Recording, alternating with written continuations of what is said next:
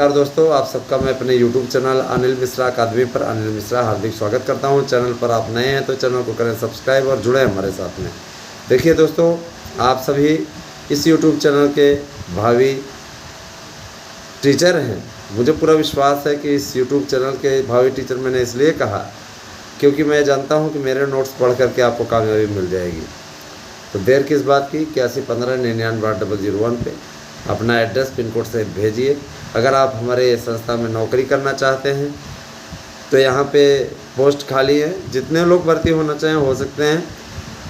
लक्ष्य उनका यही रहेगा कि 1000 सब्सक्राइबर उन्हें मंथली जोड़ना होगा और उन्हें सैलरी दी जाएगी। इन सब के बारे में आप स्पेशली बात हमसे कर सकते हैं 8115998001 पे व्हाट्सएप करके या व्हाट्सएप कॉल के ज़रिए।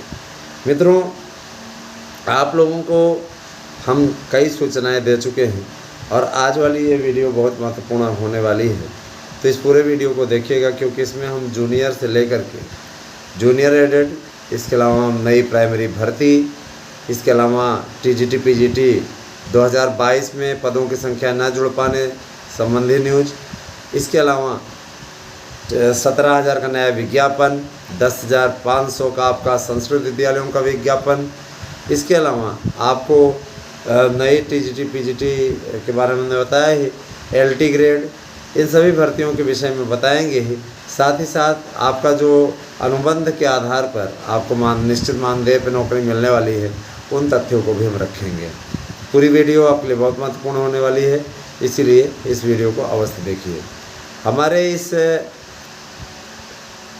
चैनल पर आप लोगों के लिए सबसे सटीक और सही सूचनाएं दी जाती हैं। तो आइए, समय न खराब करें और सीधे आते हैं आपके मुद्दे पे। दोस्तों, आपको अच्छी तरीके से मालूम है कि उत्तर प्रदेश की सरकार सही दिशा में और सही गति से कार्य कर रही है। रोजगार के मसले पे हालांकि विपक्षी दल इसको घेरते रहते हैं, लेकिन सरकार अपनी दिशा में सही गति से काम कर रही है।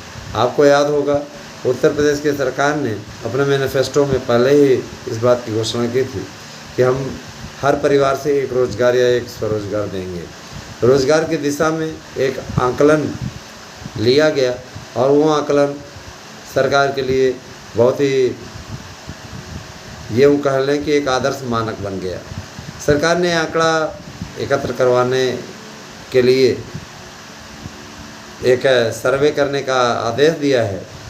उनका ये कहना है वो पता लगाए कि कुल कितने बीएड बेरोजगार और बीटीसी बेरोजगार है ना, बीपीएड बेरोजगार, इन सब का आंकड़ा अलग अलग देने के लिए उत्तर प्रदेश की सरकार ने कहा है। और उन्हीं लोगों को बेरोजगार, बीएड बेरोजगार माना जाएगा, याद रखिएगा, जो सेवा योजन कार्यालय में पंजीकृत होंगे। तो जो लोग सेवा योजन कार्यालय में पंजीकृत नहीं हैं, वे सेवा योजन कार्यालय में पंजीकरण करा लें। पंजीकरण न करा पाने की स्थिति में आप जो निश्चित मानदेय पे आपको जॉब मिलने वाली है, उसमें आप पात्र नहीं होंगे। हाँ, इसीलिए आप लोग ऑनलाइन पंजीकरण करा लीजिए, क्योंकि इस बार के फार्म में आपको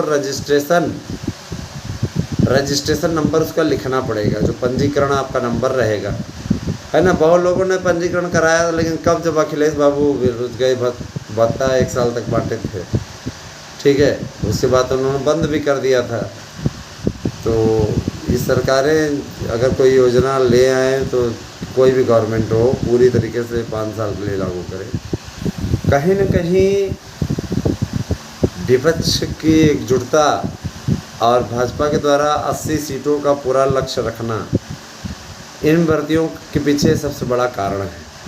देखिए, सरकार के पास में पर्याप्त धन है और सरकार ने ईडी इन सब के जरिए भ्रष्टाचारी नेताओं पर काफ़ी कार्रवाई भी कराई है। पार्थ चटर्जी पकड़ा गया, उसके पास में इतना पैसा मिला, आपने देखा ही होगा, है ना। लूट करके पूरा भर लिए हैं, पूरा बर्बाद कर दिए हैं। एक प्रदेश लूट रहे हैं। अगर ये स्थिति रहे, इनको देश की सत्ता दे दी जाए तो ये तो देश को लूट करके और विदेशियों के हाथ में गिरवी रख करके चले जाएं। ऐसे ऐसे गद्दार लोग हैं। जब इंडिया में रह करके इंडिया को लूट रहे हैं तो ये तो पैसे के लिए कुछ भी कर सकते हैं। पार्थ चटर्जी जैसे लोग आखिर कैसी कैटेगरी के लोग हैं? ऐसे ही तो हैं। और उस पर भी राजनीतिक बदलने की भावना का आरोप लगाना अपने आप में शर्मनाक है। ठीक है, जो लोग भ्रष्टाचारी पकड़े जाएं उनको सज़ा होनी चाहिए। अब देखिए, जैसे कल मुख्तार अंसारी को सज़ा हुई 7 साल की, उस बंदे को कोई हाथ नहीं लगा सकता था। ये काम सिर्फ योगी जी ही कर सकते थे और योगी जी ने करके दिखाया। जेल गया, 7 साल की जेल हुई है, कहीं जमानत थोड़ी नहीं होने पाएगी। हो गया 7 साल उस सड़े जेल में, और जितने माफिया हैं उन सब की ऐसी की तैसी हो गई।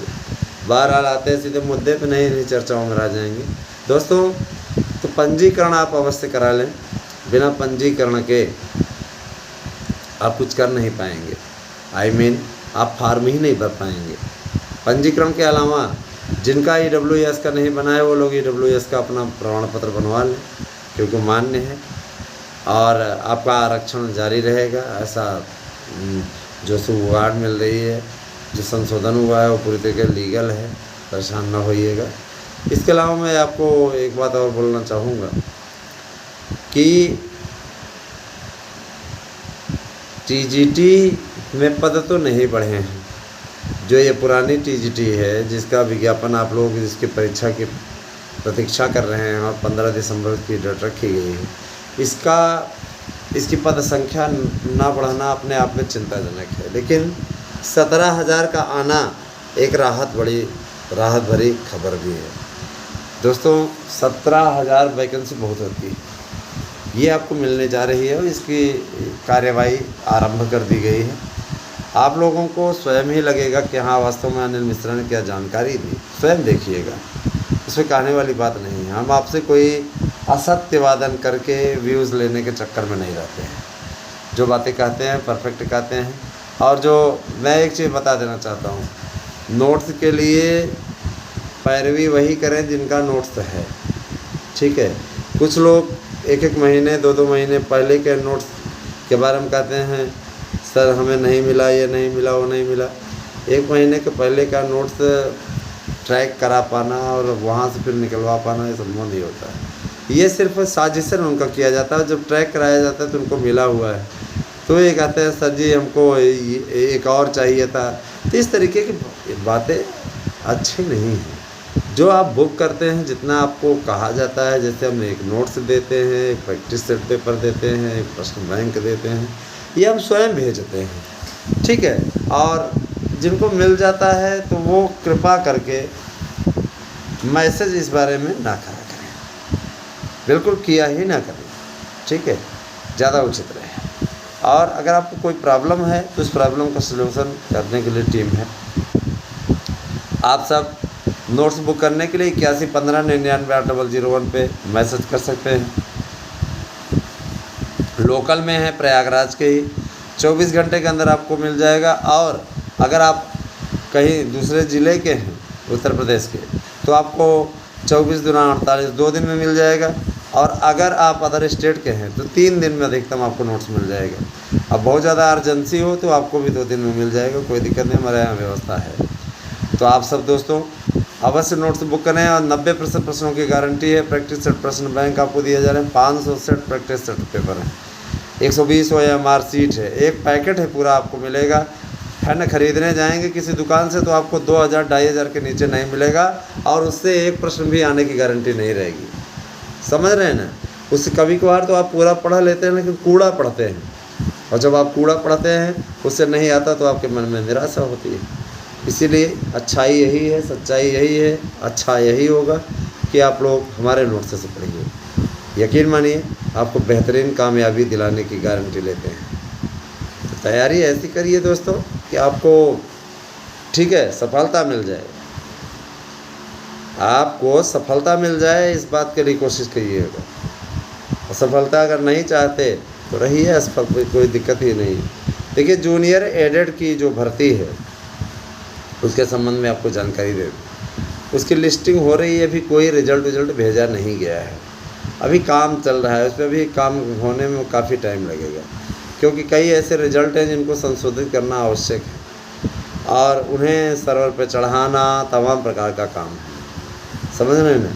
तो उनका ये कहना कि भैया देखिए न, आप लोग परेशान मत होइए, जैसे इतना लेट हुआ है वैसे अब आ जाए, नवंबर आ जाए तो 1 साल हो जाए साल भर पहले रिजल्ट आया हुआ है, पेपर हुआ है, रिजल्ट आया हुआ है और अभी तक इसका दशा दिशा सही नहीं है। माननीय मुख्यमंत्री जी के ने सीधे तौर पर कहा है कि फाइनल कराइए भर्ती को। इसके अलावा 10,500 की जो भर्ती संस्कृत विद्यालयों की है उसके लिए प्रमुख सचिव ने आदेश दिया हुआ है, संस्कृत को ज़्यादा से ज़्यादा बढ़ावा दिया जाए। नई शिक्षा नीति में भी संस्कृत को बढ़ावा देने की बात कही गई है। संस्कृत को बढ़ावा देने के लिए कार्यवाही हो रही, कार्य हो रहा है, तेज़ी गति से हो रहा है।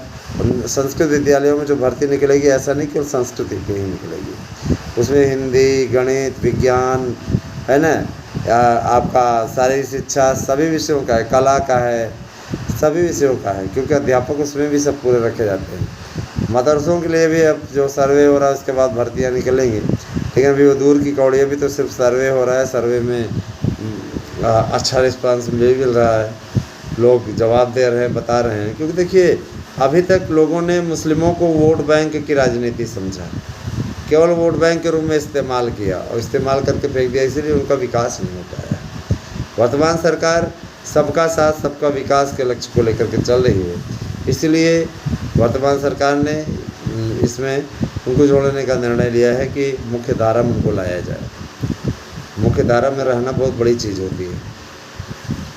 तो मान के चलिए कि टीजीटी पीजीटी का एक जो बड़ा विज्ञापन आपको इसके रूप में देखने को मिल रहा है, दूसरे आपको 10,500 के रूप में देखने को मिल रहा है।